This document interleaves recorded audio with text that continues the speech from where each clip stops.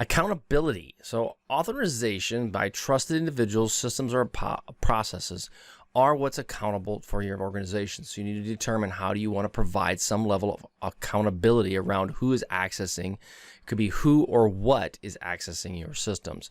And you really want to avoid all access, quote unquote, all access, allowing everybody who is joining this, everyone, quote unquote, everyone, so I say quote unquote a lot, but basically the everyone group has all access to your environment. You want to avoid that at all costs. You need to really look at granting permissions based on the role. Use very granular permissions on who can and cannot have access to your environment. These individuals and systems need accountability for all the actions that they do. So you need to have that set up. So you need to know when it may be a system that's automated is set up that starts doing things it shouldn't be doing.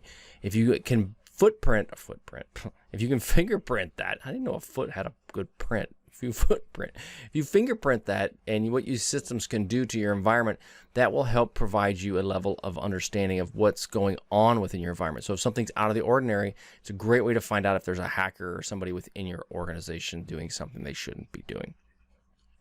Auditing, you need to make sure that you put accountability and responsibility around these systems. And this comes down to knowing what they're doing. If you can audit what systems are accessing, how they're managing what's going on, that's a very key part in how you can ensure responsibility for what they're actually accomplishing within your environment.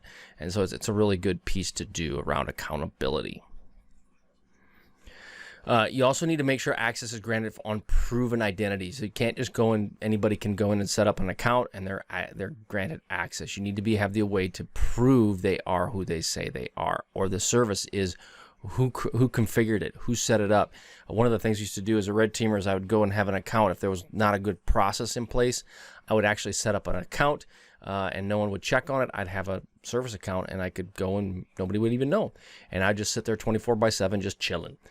So those are things that you need to be aware of, that if the processes are broke, then bad guys can do things within your environment that you are not intending them to do. Auditing, logging, and monitoring, they help to ensure accountability within your environment. And it's important that you communicate this to all employees, okay? All employees need to understand what is actually going on, and you need to make sure that they have some level of accountability. In this objective, we got session management. Now, this is managing the access to systems, preventing unauthorized access. So you're managing the session that they're integrating with you. And a good example would be screensavers, displaying random patterns on screens, and so forth. This allows only the right people to have access. I've seen it in situations, as an example, where they may have a computer system that's running a very important process within a facility, and therefore you want to have limited access to who can get on those systems. So they'll put a screensaver on there, so that it's got a lock screen in there, but two is it's not just showing something when that person walks away from the screen. So an idle machine will be logged out, and therefore will force somebody to log back in. Browsers will remain open in these cases, and then therefore the sessions will be active. This can consume bandwidth, and so you may have scripts in place to actually kill browser interaction during a period of time. Seen it when it comes to YouTube and those situations where people will have the browser up and operational, and it will then cause bandwidth. It will consume bandwidth within your organization. Now, as you're dealing with OWASP, they have a really good set of cheat sheets out there around session management and how to manage your sessions within your environment. I highly recommend you go check out OWASP, and it walks about what you're going to be dealing from a development standpoint, but also how you should manage some of your security around that pieces. Now, registration and proofing of identity. Now, registration begins to prove the user's identity. This can be done in many different ways, but it's basically biometrics is a great way to set. You have to schedule a time for scanning. You have to figure out ways that you would set up the individual to specifically get into your environment. An example would be the driver's license, the DMV. You have to go there with multiple proofs of what you are within your environment. So when we say the DMV, it's the Department of Motor Vehicles within the United States. And you have to provide your proof of residence, your bank statements, utility bills, birth certificates, social security number, you name it, you have to have it.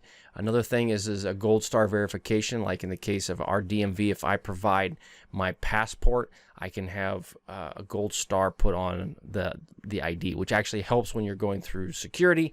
It verifies, yes, this person has been proved their identity multiple times, and it works to let people through a little bit faster.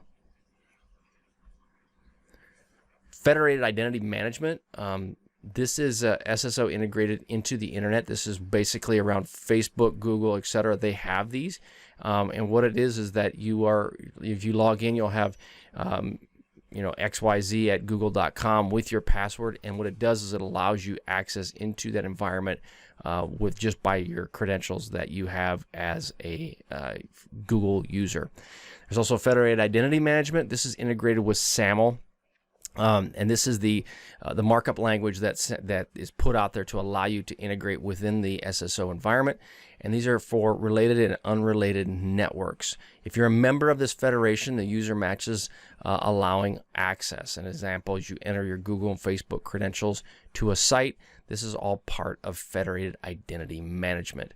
Again, if you're a member of the federation, you can get access to the environment.